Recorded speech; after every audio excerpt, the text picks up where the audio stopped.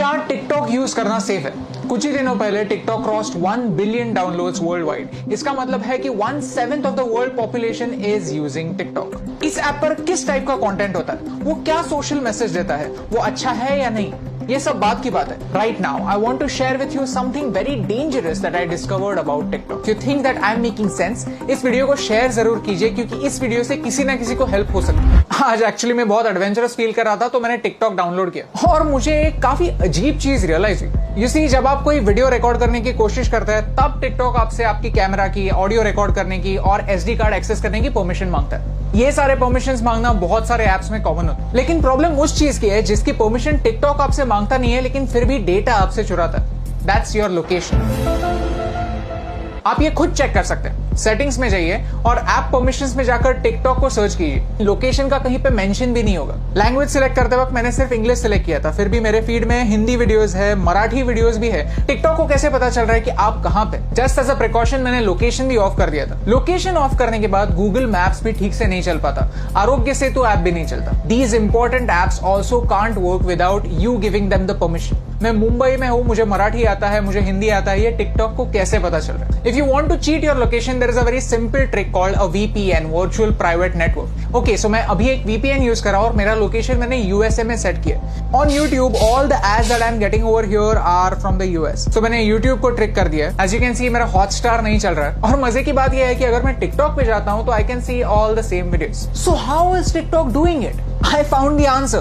TikTok is using the data from your SIM card. जो सारा information जा रहा है वो मेरे सिम कार्ड से जा रहा है। क्या आपको समझ रहा है कि ये कितना डेंजरस है, कितना सिनिस्टर है? सीधे सिम कार्ड से आपकी रीजनल इंफॉर्मेशन लेना, डोंट यू थिंक एक वीडियो शेयरिंग ऐप के लिए ओवरकिल है, अननेसेसरी है? And the worst part is, इसके बारे में कोई वार्निंग नहीं है। द ऐप जस्ट सेज कि we will automatically collect it, that's it. ये डिस्कवर करने के बाद मैंने टिकटॉक की प्राइवेसी पॉलिसी कंप्लीटली पढ़ी और उसमें मुझे कुछ ऑब्जेक्शनेबल पॉइंट्स दिखे। If you link any social media account to TikTok, then TikTok वहां की इंफॉर्मेशन यूज कर सकता है आपके बारे में जानने के लिए। टिकटॉक कंटेंट डिलीवरी के लिए HTTP सर्वर्स यूज करता है, HTTPS नहीं, सिक्योर सर्वर्स नहीं। तो ये सर्वर्स हैक हो सकता है। इस वीडियो में किसी ने डेमोन्स्ट्रेट किया है कि कैसे ऑफिशियल अकाउंट से एक गलत मैसेज फॉरवर्ड हो सकता है। आपका अकाउंट डिलीट होने के बाद भी टिकटॉक जब तक चाहे आपका डेटा उनके सर्वर्स में रख सकता है। और मेरा टिकटॉक के साथ सबसे बड़ा प्रॉब्लम है आर्टिफिशियल इंटेलिजेंस। कि ByteDance जो टिकटॉक की पेरेंट कंपनी है, वो एक आर्टिफिशियल इंटेलिजेंस कंपनी है। उनका प्रोडक्ट कंटेंट क्रिएशन का प्लेटफॉर्म नहीं है, उनका प्रोडक्ट है algorithm. You see, China wants to be a superpower in AI by 2030. Computer की भाषा क्या होती है? Zeros and ones, binary. और वही टिकटॉक आपको करने के लिए बोलता है। Whenever you are watching a video on TikTok, you are taking a survey. You are feeding information to the computer, telling them what you like, what you don't like, what you agree with, and what you don't agree with. And all of this information is going to China. आपको क्या लगता है? क्या ये सही हो रहा है? Tell me in the comments below. In social media, artificial intelligence changes the game completely.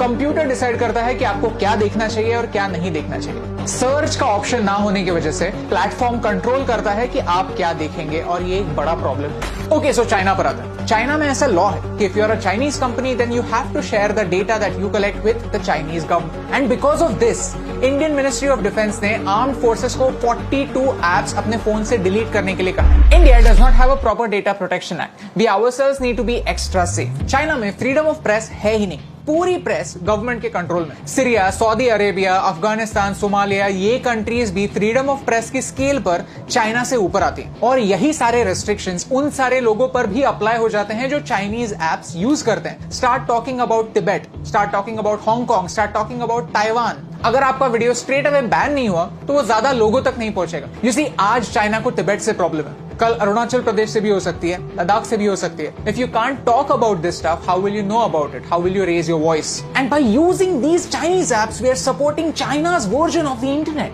Privacy on the internet is a myth. हम जब भी कोई सर्विस फ्री में यूज करते हैं तो हम उनके प्रोडक्ट होते हैं, हमारा डेटा हमारी करेंसी होता है। शुड यू डिलीट टिकटॉक और any other app for that matter? ये बताने वाला मैं कोई नहीं होता। But you can definitely take some precautions. If you have Chinese apps on your phones, then don't use UPI or any net banking apps on the same phone. When creating an account, don't use Google to sign in. Create a new account, use a different password. Cyber theft is real.